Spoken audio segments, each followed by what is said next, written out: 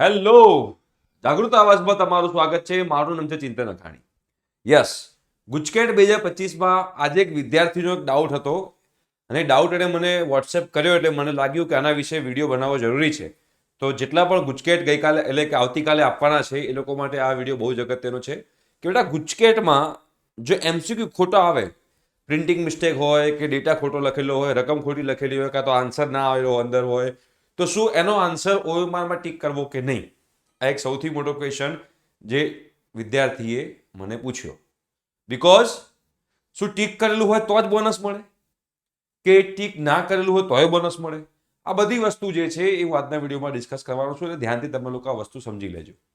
Okay, અને બેટા તમારે એન્જિનિયરિંગ એડમિશન પ્રોસિજરની જે ડેટ છે આવી ગઈ છે અને આપણે લોકોએ એડમિશન કાઉન્સેલિંગ પણ સ્ટાર્ટ કરી દીધા છે. એના માટે બેટા આપણે વોટ્સએપ ગ્રુપ બનાવ્યા છે. ડિસ્ક્રિપ્શન બોક્સમાં વોટ્સએપ ગ્રુપની લિંક છે. એકવાર જોડાઈ ગયા તો બીજી વાર જોડાવાની જરૂર નથી. 6 નંબરનું વોટ્સએપ ગ્રુપ છે. તમે 1 થી 5માં જોડાયા છે કે નહીં તમને કઈ રીતે ખબર પડશે? તમારા વોટ્સએપમાં ગ્રુપ છે, એ ગ્રુપમાં ઉપર ચેક કરજો. રાઈટ? તો તમે જોડાયેલા હો તો ફરીથી જોડાવાની જરૂર નથી.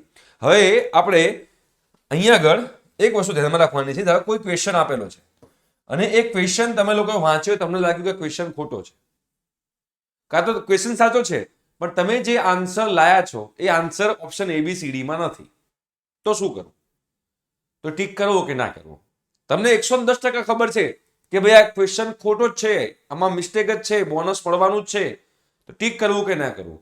તો મારા મુજબ તમારે ટીક નહીં કરવાનું. ટીક નહીં કરવાનું. કેમ? ગુજકેટની અંદર જો ક્વેશ્ચન ખોટો હોય, જો ક્વેશ્ચન ખોટો હોય તો તમે એ એટેમ્પ્ટ કર્યો હોય કે એટેમ્પ્ટ ના કર્યો હોય, બધાને જ બોનસ મળે. બધાને બોનસ મળે. પણ જો તમને એમ લાગ્યું કે આ તો ખોટો જ છે તો આપણે એટેમ્પ્ટ કરી જ દઈએ, ગમે તે એટેમ્પ્ટ કરી જ દઈએ, આપણને બોનસ તો મળવાનું જ છે. બટ તમને લાગ્યું હોય કે આ ક્વેશ્ચન ખોટો છે પણ જો કદાચ ક્વેશ્ચન સાચો નીકળ્યો તો આપણને ક્યાં ખબર છે? કદાચ તમારા કેલ્ક્યુલેશનમાં કોઈ મિસ્ટેક નીકળી તો, રાઈટ? કાં તો તમને કન્સેપ્ટ ક્લિયર ના હોય તો, અને તમને એવું લાગે કે ક્વેશ્ચન ખોટો છે પણ હકીકતમાં ક્વેશ્ચન સાચો હોય, તમે ગપ્પો મારીને આવી જાવ તો તમારે નેગેટિવ માર્ક થઈ જાય, -0.25. તો જ્યારે પણ તમને કોઈ એવું લાગે કે આ ક્વેશ્ચન ખોટો છે કાં તો એમાં આન્સર નથી, તો એમાં તમારે આન્સર ટીક કરવો નહીં. ABCD માંથી કોઈ જ આન્સર તમારે ટીક કરવાનો નહીં. આ પહેલી વસ્તુ. બરોબર?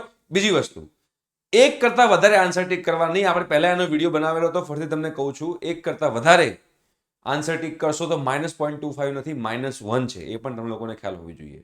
રાઈટ? તો આ છોકરાનો ક્વેશ્ચન હતો તો મને લાગ્યું કે મારે તમારા સુધી આ વાત પહોંચાડવી જોઈએ એટલે આપણે એનો વિડીયો બનાવ્યો છે. ડિસ્ક્રિપ્શન બોક્સમાં બેટા વોટ્સએપ ગ્રુપની લિંક છે, એમાં પાક્કું જોડાજો. બીકોઝ એમાં ઘણી બધી ઇન્ફોર્મેશન આવશે જે તમે વિચારી પણ નહીં હોય. Okay, thank you so much. By.